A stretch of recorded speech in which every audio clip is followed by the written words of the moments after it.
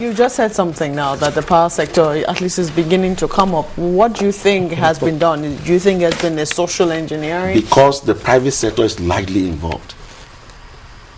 That's the reason. Not because the public servants have changed their attitude to it? No. Or because they have somebody who is, because the private sector is largely involved. There are investors who wants to... You see, what we're talking about here is task and target. All right?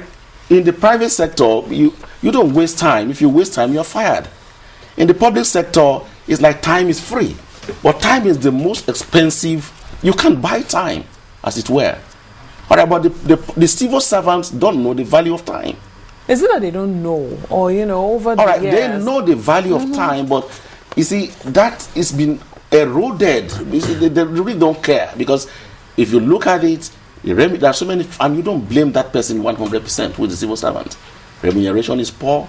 There are several things, and this is a total package.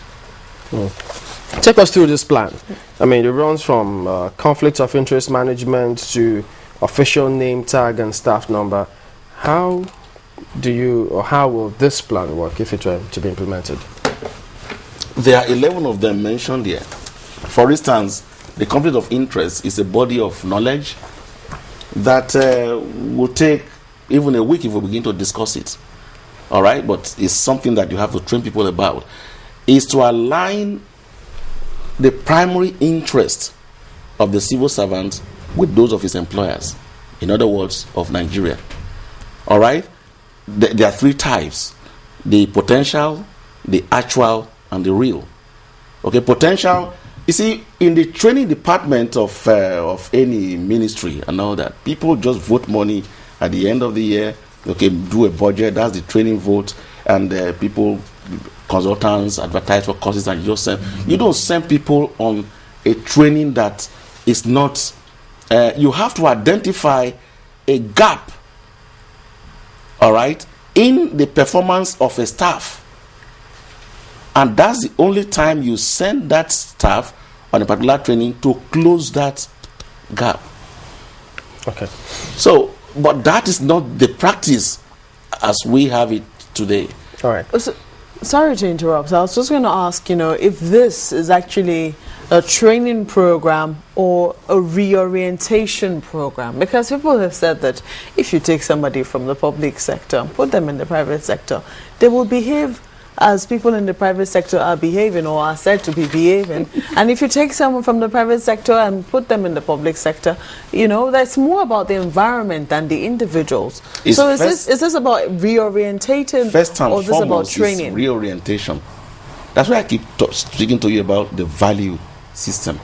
You're not actually holding a gun at his head, but you are saying he's giving you a form filled with all intent and purpose to succeed, and say, these are my targets for the last year. These were my weak points and all that, and I failed and I did all that. But this year I'm going to do better. Here's how I will do better. If you take a look at this form, you will see purpose, planning, execution, and evaluation. This thing covers everything that both Savicom, Anti-Corruption Committee, the admin section in the ministries, and all that. If every staff will answer these questions, these are called personal accountability. It's not delegated. It's not something you delegate. Let me ask you a question. Do you think that the president can delegate calling Nigeria out to war with another country? He won't do that. It is personal, and that's the way this thing is. There are some things you don't delegate. It's called personal accountability matrix questions. If you answer these questions, if you take this into a ministry, it will throw up the situation. If the ministry is understaffed, you will know. If it's overstaffed, you will know. Because some people may not have things to fill to respond to. Because looking at all of this, first I'll just quickly acknowledge this tweet and read it because it's also for you. It's from Bright Eugene, a psychologist. He says he agrees with you on the social engineering concept needed in the civil service. Now to this module you have here, which you say But there's a caveat you wrote beneath there. I wanted us to expatiate more on that. You say if you don't have an answer or supporting document for any question, it means there is a gap, you need to close it. Exactly. Now we're looking at purpose, planning, execution, evaluation and revision, putting your name, your job title as well as your department. So this is almost like a format for you to know how you can develop yourself. And this caveat you put here, that if you don't have an answer for any of these, just close it and forget about it. Why do you say so? No. You didn't quite understand that. Good. If there is no answer for any one of those questions, it means that you have competency gap. You would need, and in fact, there's one thing we call the decision-making tree. To punish a civil servant, is some people are just unjustly punished. They ought to have been sent on training instead of punishment. But if you could not feel you could not provide solution to any of those questions, what it means, therefore, is that you need to be sent on a particular training to close that gap. You see, the point is this: at every point in time, it is the success of the system that is paramount. So it's not you're not doing any civil servant a favor sending him on training. You're only trying to make the civil service vibrant by training the civil servants. Okay, that's the logic. Now you talk about focusing on those who are currently in those positions for the civil service, but in some other climes, what some of them do is they get the best brains. Talking about who or how do they get people into the civil service in the first place.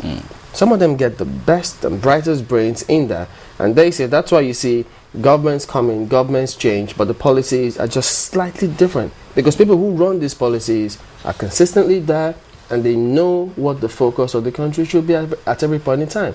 Shouldn't we also be thinking about how do we get people into the civil service? You see, all that is contained in the package. You see, what you've just said now is been the success of that is been eroded by successive governments, over time. I tell you what, the position of the permanent secretary should not be politicized. All right, in a particular boardroom, tenders board, whatever, they just envisage the minister coming after making promises to his constituency. I'm going to build road, and all that is for the good of the people. But building road and buying craft and doing all that, he will need government money. So when he comes to spend that money, someone is there who's been trained over the years to protect this money. And he tells him, look, sir, yes, you can do all that, but it's the much that you can do. Because the system does not permit you to go further than this line. That is no longer happening. What you see today is the minister, and in fact, you see the minister and the permanent secretary, hand in hand, and all. The civil service code does not envisage that at all. They are not enemies, but they speak on the pages of files. They hardly see, but that is no longer, in operation. Okay, so, but that's what the law, that's the spirit of the law. And that's exactly what we're saying here. Conflict of interest, all right? So many, 11 of them in this place. If people were to follow them rigidly, what you will have is a permanent secretary who is saying to a minister, look, that's where your line stops. And the minister who is saying to a permanent secretary, look, this is what I own to the people who voted me into this place.